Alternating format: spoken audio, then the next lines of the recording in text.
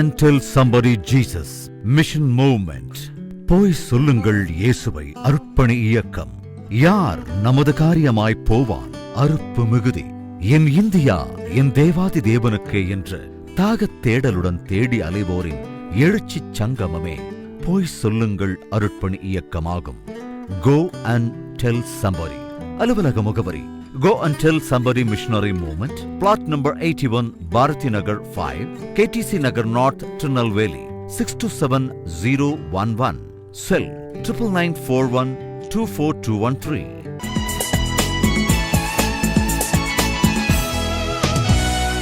தேனினி மயிலும் இயேசுவின் நாமம் திவ்ய மதுரமாமே, அதை தேடியே நாடி ஓடியே வருவி திருச்சபையானோரே.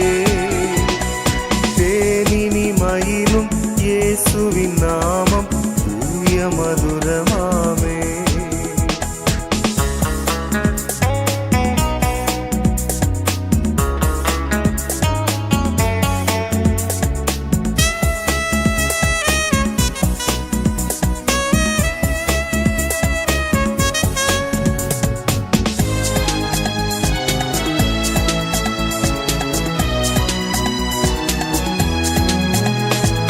காசினிதனிலே நேசமதாக கஷ்டத்தை உத்தரித்தே, பாவ கசடதை அறுத்து சாபத்தை தொலைத்தார் கண்டுணர் நீ மனமே. தேனினி மயிலும் இயேசுவின் நாமம் திவ்ய மதுரமாமே.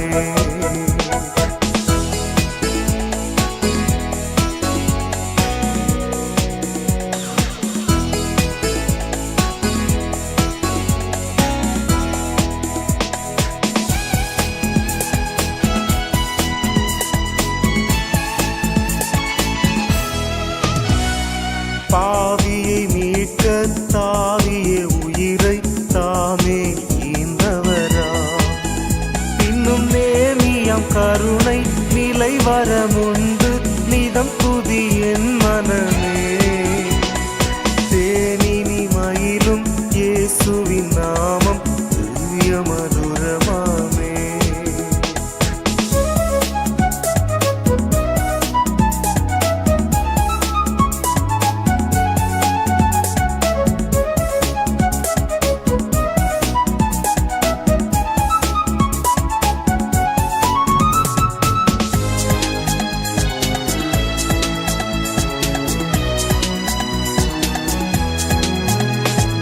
காலையில் பனி போல் மாயமாய் உலகமுபாயமாய் நீங்கிவிடும், என்றும் கர்த்தரின் பாதம் நிச்சயம் நம்பும். கர்த்தரின் பிரதான கட்டளையை சிரமேற்கொண்டு இதுவரை இந்திய தேசத்தின் சேவை தேவை மிக்க வட இந்திய மாநிலங்களில் பணி நடைபெற்று வருகிறது. குஜராத்தில் 7 மக்களினத்தவர் மத்தியிலும், பீகார், ஒரிசாவில் 7 மக்களினத்தவர் மத்தியிலும் Go and Tell Somebody அருட்பணி இயக்கம் ஊழியங்களை செய்து வருகிறது. திருச்சபை நிறுவும் பணி.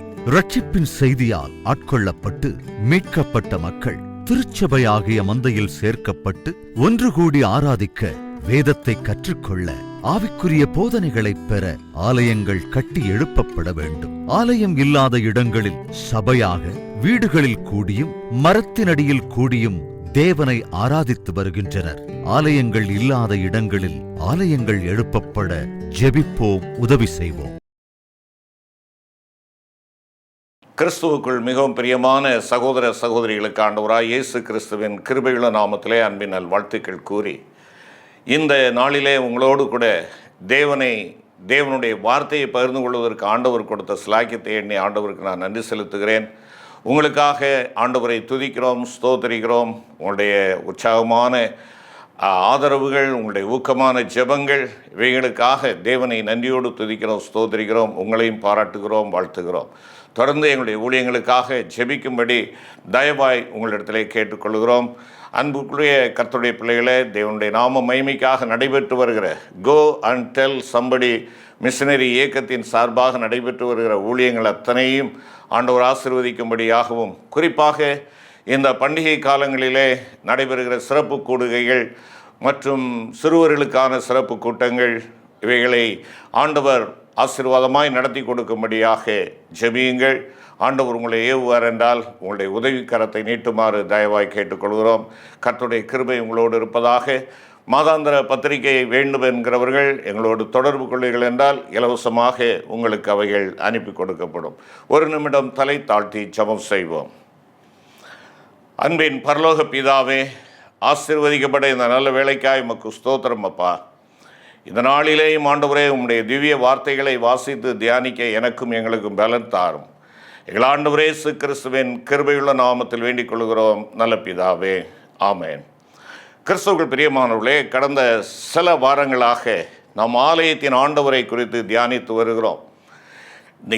நான் வாசம் பண்ணும்படியாக எனக்கு ஒரு வாசஸ்தலத்தை உண்டு பண்ணுவாயாக என்று ஆண்டவர் சொன்னார். அந்த வாசஸ்தலத்தை சாலமோன் கட்டினான். அந்த வாசஸ்தலம் ஆண்டவர் விரும்புகின்ற வண்ணமாக அவருடைய எண்ணத்தின் அடிப்படையிலே, அவருடைய திட்டத்தின் பிரகாரமாக அவைகள் கட்டி முடிக்கப்பட்டது என்பதை நாம் பார்க்கிறோம். இந்த மகிமையான ஆலயத்திலே ஆலயத்தின் ஆண்டவரை நான் காண்கின்றேனா, ஆலயத்திற்கு எதற்காக நான் செல்லுகிறேன் என்பதை குறித்து நாம் தியானித்தோம். ஆம், ஏசாயா ஆண்டவருடைய ஆலயத்திற்கு சென்றான், உன்னதமானவரை பார்த்தான், மகிமைக்குரியவரை பார்த்தான். மகிமைக்குரியவரை பார்த்த கண்கள் தன்னுடைய வாழ்வின் சீர்கேடான கேவலமான நிலையை அவன் பார்க்கிறான். அந்த கேவலமான நிலையில் இருக்கிற மனிதன் என்று தன்னை அறிக்கை செய்கின்றதான வேளையிலே தேவனாலே சுத்திகரிக்கப்படுகிறான். சுத்திகரிக்கப்பட்ட அவனுடைய கண்கள் இப்பொழுது திறக்கப்படுகின்றன.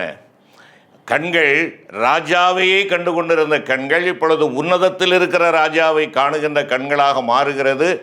இப்பொழுது அந்த ராஜாவின் கண்களினூடாக, ராஜாதி ராஜாவுடைய கண்களினூடாக தேவனுடைய நோக்கத்தை அவன் காண்கிறான். தேவனுடைய பார்வையிலே தன்னுடைய பார்வையை இணைத்து கொண்டவனாக அவன் காணப்படுகிறான். ஆம், நான் செல்லுகிறேன், என்னை அனுப்பும் என்பதாக அவன் சொல்லுகிறான் என்பதை குறித்து தியானித்தோம். அருமையான கர்த்தருடைய பிள்ளைகளே, இந்த மகிமையான ஆலயத்தை கோடி கோடியாக பணம் செலவழித்து கட்டுகிற நம்முடைய ஆலயங்கள் நம்மால் விரும்பப்படத்தக்கதாக, வாஞ்சிக்கப்படத்தக்கதாக, நம்முடைய நாட்டமும் தேட்டமும் ஆலயத்துக்குரியதாக இருக்கிறதா என்பதை தியானிக்க நாம் முன் வருவோம் என்றால் அது அதிக ஆசீர்வாதமாக இருக்கும். 26ஆம் சங்கீதம் 8வது வசனத்தை நாம் பார்க்கின்ற பொழுது, கர்த்தாவே, உமது ஆலயமாகிய வாசஸ்தலத்தையும் உமது மகிமை தங்கிய ஸ்தானத்தையும் வாஞ்சிக்கிறேன். யாருடைய வாஞ்சை, யாருடைய விருப்பம், யாருடைய நாட்டம்? ஏதோ கோயிலிலே நிழலிலே சென்று சற்று நேரம் அமர்ந்து ஓய்வெடுத்து வருவோம் என்கின்ற ஒரு கூட்டம் அல்ல. கோயில் வாசல் படியிலே வெளியே உட்கார்ந்து ஊர்க்கதைகள் பேசி தேவையில்லாத பிரச்சனைகளை கொண்டு வரக்கூடிய ஒரு கூட்டம் அல்ல. வேலை மெனக்கட்டு ஏதாவது உட்கார்ந்து நேரத்தை செலவழிக்க வேண்டுமே என்று சொல்லுகின்ற ஒரு கூட்டம் அல்ல. யார்? தாவீது ராஜா. தன்னுடைய ராஜ்யபாரம் அவனுக்கு மிகுந்த வேலை பழுமிகுந்த ஒரு ராஜ்யபாரம். ராஜ்யத்தை ஆள வேண்டும், மக்களுடைய தேவைகளை சந்திக்க வேண்டும், எதிரிகளிடமிருந்து நாட்டை காப்பாற்ற வேண்டும். இத்தனை நெருக்கடியான தொடர்ச்சியான வேலைகள் அங்கே காணப்படுகின்ற மத்தியிலே அவனுடைய விருப்பம் எப்படி இருந்தது? நான் தேவனுடைய ஆலயமாகிய வாசஸ்தலத்தையும் அவருடைய மகிமை தங்கிய ஸ்தானத்தையும் நான் வாஞ்சிக்கிறேன் என்பதாக குறிப்பிடுகிறான். பிரியமான கர்த்தருடைய பிள்ளைகளே, இன்றைக்கு வேலை எனக்கு இருக்கிறது, ஆகையினாலே ஆலயத்திற்கு செல்வதற்கு நாட்டமில்லை, நேரமில்லை என்று சொல்லக்கூடிய சகோதரனே, சகோதரியே, உன்னுடைய வாஞ்சை விருப்பம் எதிலே இருக்கிறது? ஞாயிற்றுக்கிழமை ஒரு 2 மணி நேரம் ஆண்டவருடைய ஆலய பிரகாரத்தில் தங்கியிருப்பதற்கு உனக்கு மனமில்லை. ஆனால் தேவையற்ற காரியங்களை நீ பேசி பேசி உன்னுடைய நேரத்தை வீணடிப்பதற்கு நாள் முழுவதும் நீ செலவழிக்கிறாய். உணவை மறக்கிறாய், உறக்கத்தை மறக்கிறாய், தேவையில்லாத வார்த்தைகளை பேசுவதற்கு உனக்கு அத்தனை வாஞ்சை. ஆனால் தேவனுடைய ஆலயம் திறந்து வைக்கப்பட்டிருக்கிறது.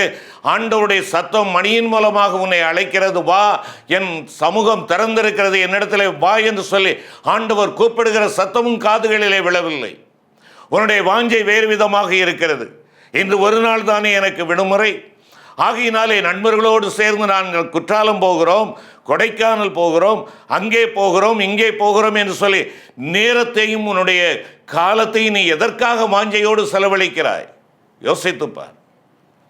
அருமையான கர்த்தருடைய பிள்ளையே, ஏமா மணி அடிச்சிட்டு பிள்ளைகளை கூட்டிகிட்டு நீ கோயிலுக்கு போ, எனக்கு ரொம்ப அலுப்பாக இருக்குது, நான் சற்று நேரம் இன்னும் ஓய்வெடுக்க போகிறேன் என்று சொல்லி சோம்பி திரிகிற கூட்டமாக நீங்களும் நானும் காணப்படுகிறோமா? அருமையான கர்த்தருடைய பிள்ளை, அந்த சோம்பல் நமக்கு பலவீனத்தை கொண்டு வந்துவிடும், தகாத சிந்தனைகளை கொண்டு வந்துவிடும், நம்மை பாவத்திலே வீழ்த்திவிடும் என்பதை நீங்களும் நான் உணர்ந்து கொள்ளவில்லையே.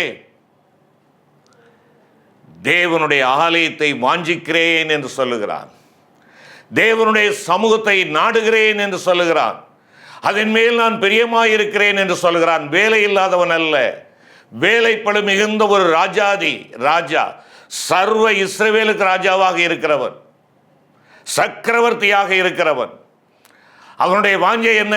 என்னுடைய ராஜ்யபாரத்தையும் அண்ட சராசரங்களையும் ஆளுகின்ற மகாராஜாவினுடைய ஆலயத்தை நான் வாஞ்சிக்கிறேன் என்பதுதான் அவனுடைய வாஞ்சையும் தேட்டமாக இருந்தது.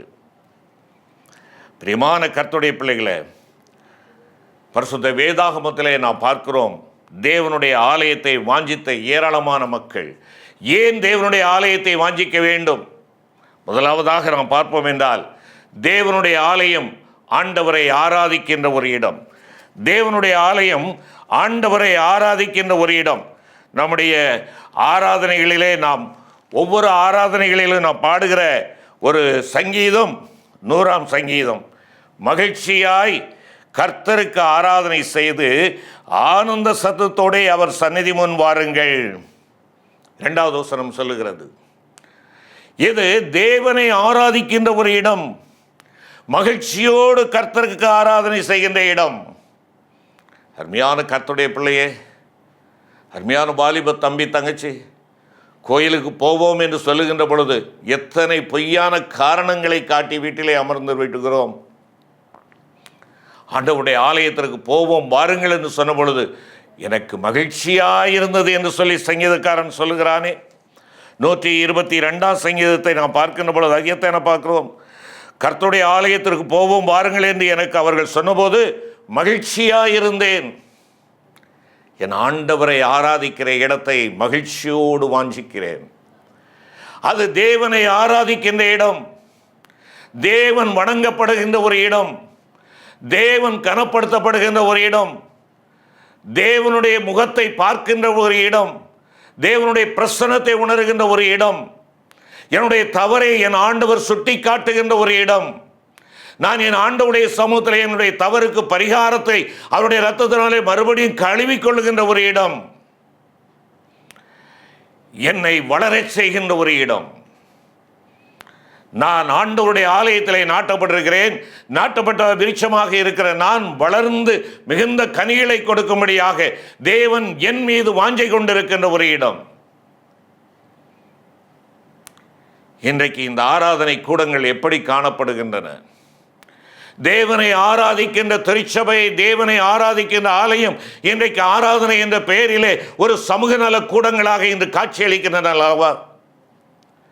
ஆட்டம் பாட்டம், விசில் சத்தம், புகை போடுதல், விளக்குகளை தாறுமாறாக எரியவிடுதல், என்ன பாடுகிறோம் என்று அர்த்தம் இல்லாமல் ஒருவேளை சினிமா பாடல்களை மிஞ்சிய பாடல்களாக இந்த நாட்களிலே ஆராதனை என்ற பெயரிலே அட்டகாசம் செய்கிறோமே. கவனித்து பார்ப்போம். என் தேவனுடைய ஆலயத்தை நான் வாஞ்சிக்கிறேன். அவர் ஆராதிக்கப்பட வேண்டும், மகிழ்ச்சியோடு ஆராதிக்கப்பட வேண்டும்.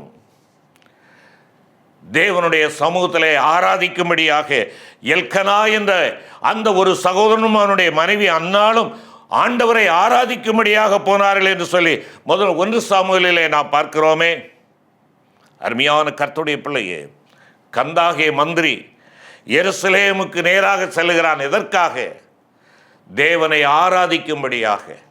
தேவனை ஆராதிக்கும்படியாக எத்தனை மைல் தூரத்திலிருந்து எருசலேமுக்கு நேராக வருகிறான்.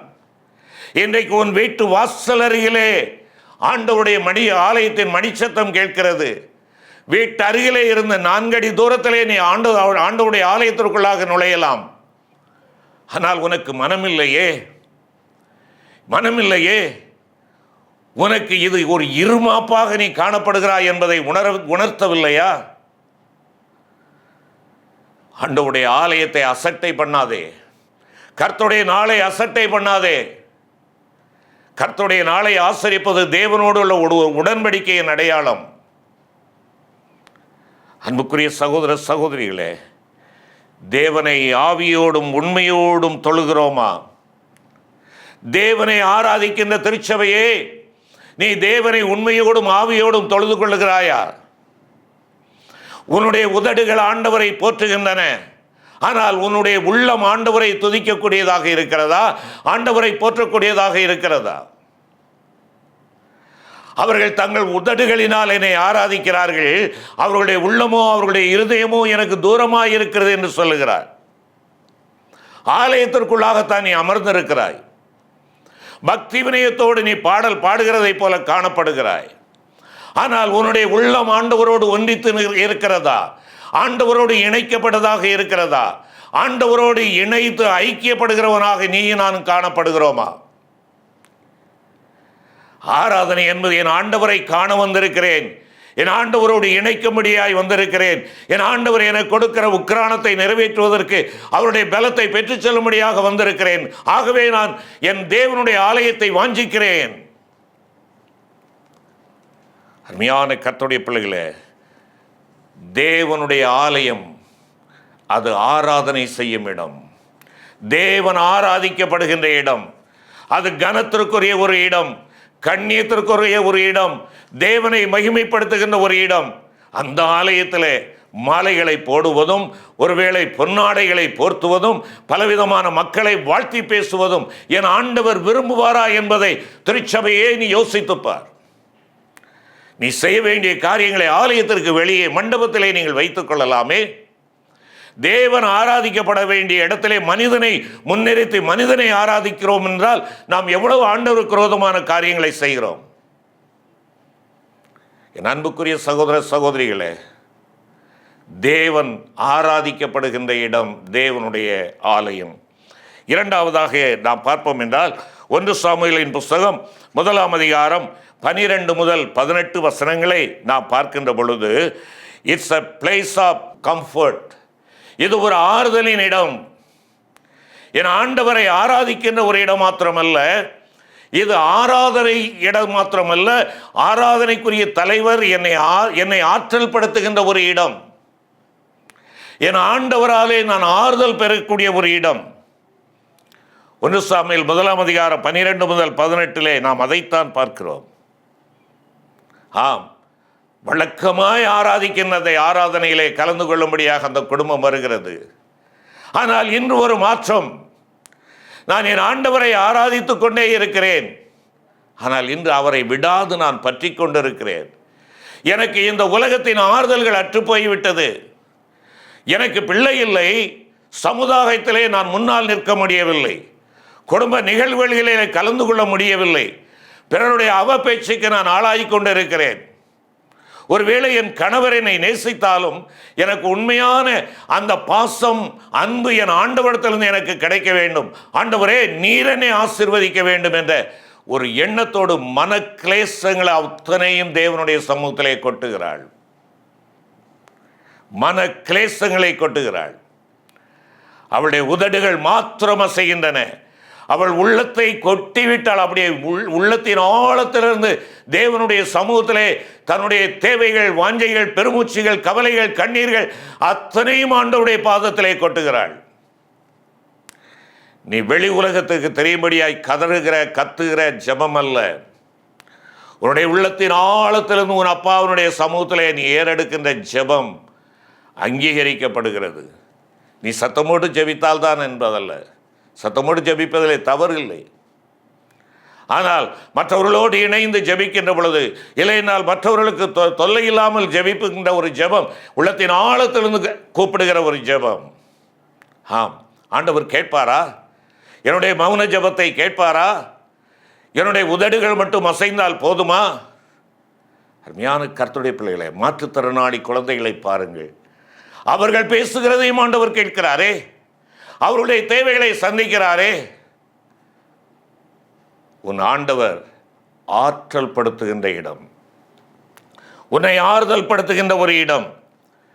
இங்கே அவள் அழுது ஆண்டவருடைய சமூகத்திலே கொட்டினாள். அதற்கு பின்பாக அவள் துக்கமுகமாய் இருக்கவில்லை. இந்த உலகத்திலே கணவன் கொடுக்க முடியாத ஆறுதல், குடும்பம் கொடுக்க முடியாத ஆறுதல், ஒருவேளை நான் 10 குழந்தைகளை பார்க்கலாம் உனக்கு மேலானவன் அல்லவா என்று சொல்லக்கூடிய கணவனுடைய ஆறுதலான பேச்சுகள் யாதொன்றும் ஆறுதல் கொடுக்க முடியவில்லை. சகல ஆறுதலின் தேவன் என் ஆண்டவர், சகல ஆறுதலின் தேவன். உன்னுடைய பிரச்சனையா, உன்னுடைய கண்ணீரா, உன்னுடைய கஷ்டங்களா? அருமையான கர்த்தருடைய பிள்ளையை, நீ ஆலயத்திற்கு செல், ஆலயத்திற்கு செல். ஆலயத்தின் ஆண்டவர் உன்னை ஆற்றல் படுத்துவார், உனக்கு ஆறுதல் செய்வார். உன்னை கவலையிலிருந்தும் கண்ணீரிலிருந்தும் விடுவித்து உன்னை களிப்பினாலும் மகிழ்ச்சியினாலும் உன்னை முடிசூட்டுகிறவராக அவர் இருக்கிறார். ஆம், அவள் அதற்கு பின்பாக துக்கமுகமாய் இருக்கவில்லை. அடுத்த ஆண்டு வருகிறாள், குழந்தையோடு வருகிறாள், குழந்தையோடு வருகிறாள். அருமையான கர்த்தருடைய பிள்ளையே, ஆறுதல் இல்லாதவனாக, ஆறுதலற்றவனாக அலைந்து கொண்டிருக்கிறாயோ? ஆறுதலை தேடி தவறான வழிகளிலே நீ ஓடிக்கொண்டிருக்கிறாயோ?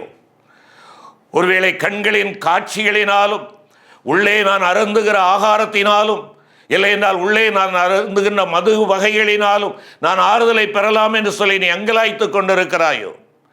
விரும்பின காரியங்களை நீ செய்வதன் மூலமாக ஆறுதல் அடைகிறேன் என்று சொல்லி நீ ஆறுதல் அடைகிறேன் என்று சொல்லி உன் சரீரத்தையே நீ காயப்படுத்தி கொண்டிருக்கிறாயோ? கர்த்தருடைய பிள்ளையே, ஆறுதலின் ஒரே இடம் கர்த்தர். சேனைகளின் கர்த்தரிடத்திலே ஓடிவா, ஆலயத்தின் ஆண்டவரிடத்திலே ஓடிவா.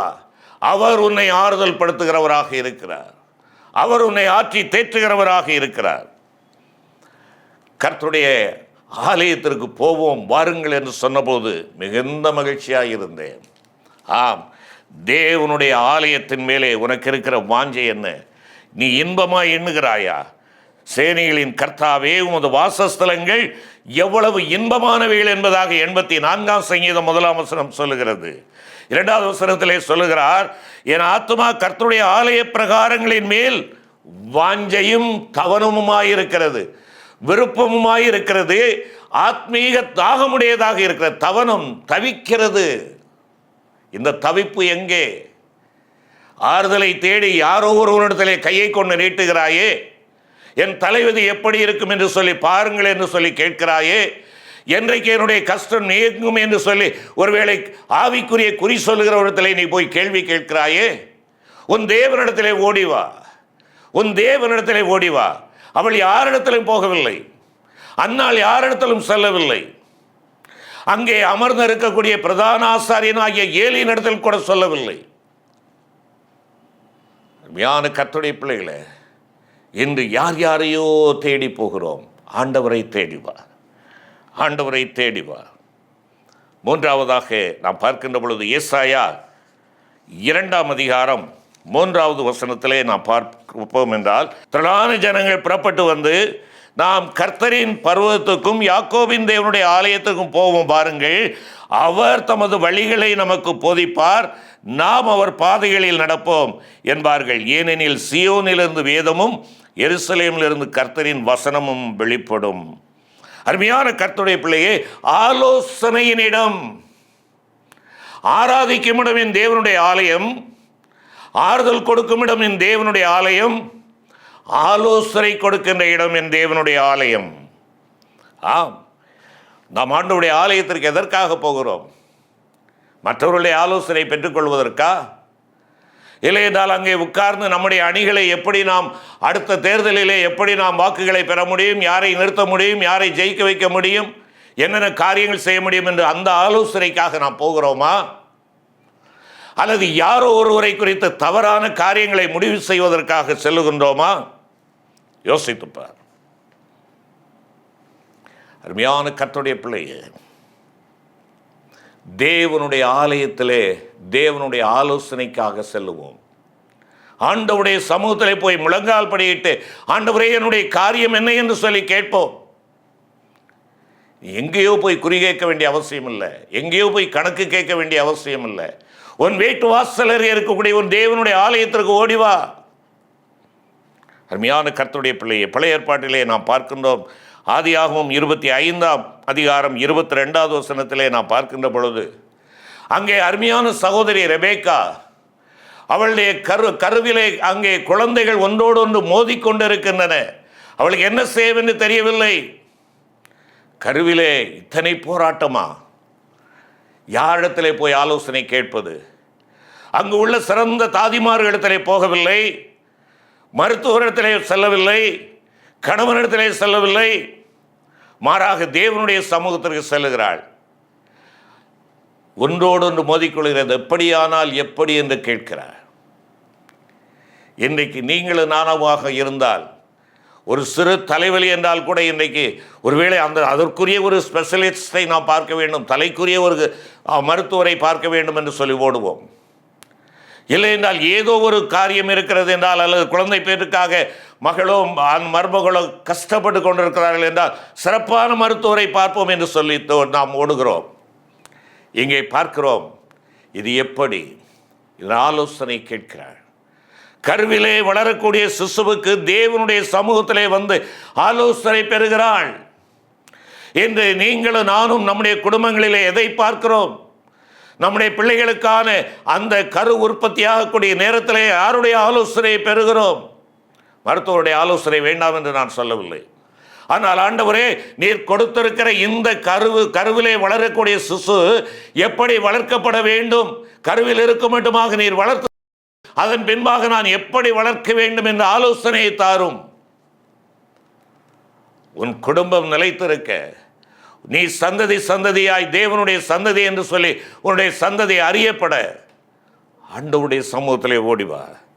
ஆண்டவருடைய சமூகத்திலே ஓடிவா. உன் பிள்ளைகளின் நிமித்தமாய் போராட்டம் இருக்கிறதா? பிள்ளைகள் ஒருவரோடு ஒருவர் மோதிக்கொள்ளுகிறார்களா? சொத்தினாலே, சுகத்தினாலே, ஆஸ்தியினாலே ஒருவேளை தங்களுக்குள்ளாக பகையை உண்டாக்கி கொண்டு மோதிக்கொண்டு இருக்கிறார்களா? தேவனுடைய சமூகத்திலே ஓடிவா. பெற்றோரே, அருமையான சகோதரனே, சகோதரியே, உன் பிள்ளைகளுக்கு அடுத்த காரியத்தை நீ ஆண்டவரிடத்திலே கேட்கும்படியாய் வா.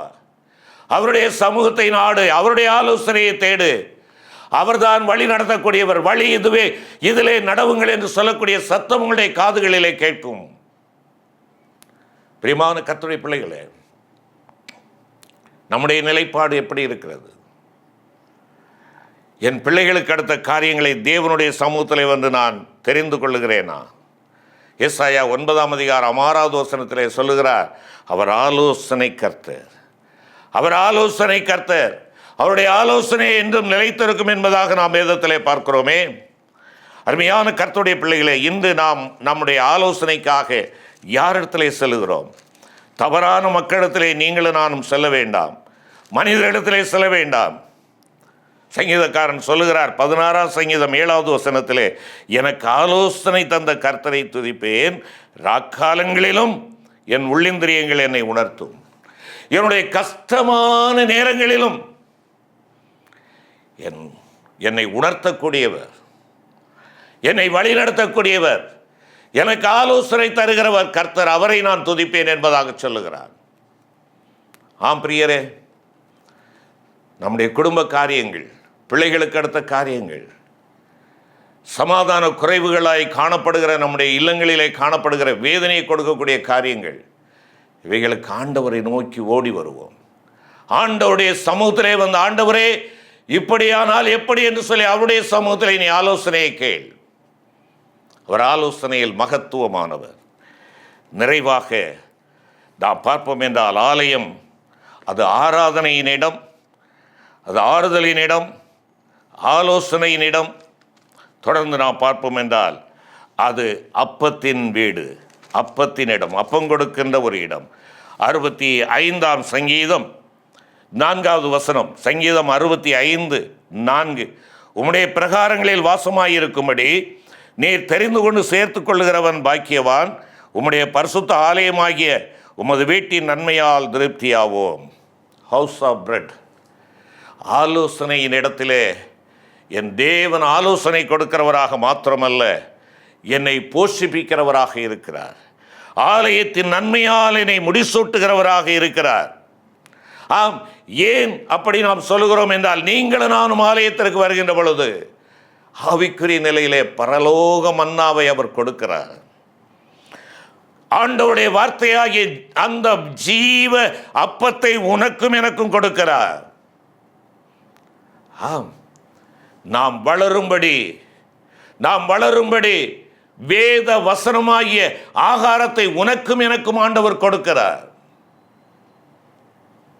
அது மாத்திரமல்ல, நீங்கள் நானும் கர்த்தருடைய பந்தியிலே சேருகின்றதான வேளையிலே என் தேவன் அவைகளின் மூலமாக ஆண்டவர் என்னோடு செய்து கொண்ட பொருத்தனையை, நான் ஆண்டவரோடு செய்து கொண்ட பொருத்தனையை நாங்கள் புதுப்பித்துக் கொள்கிறவர்களாக இருக்கிறோம், பலன் அடைகிறவர்களாக இருக்கிறோம்.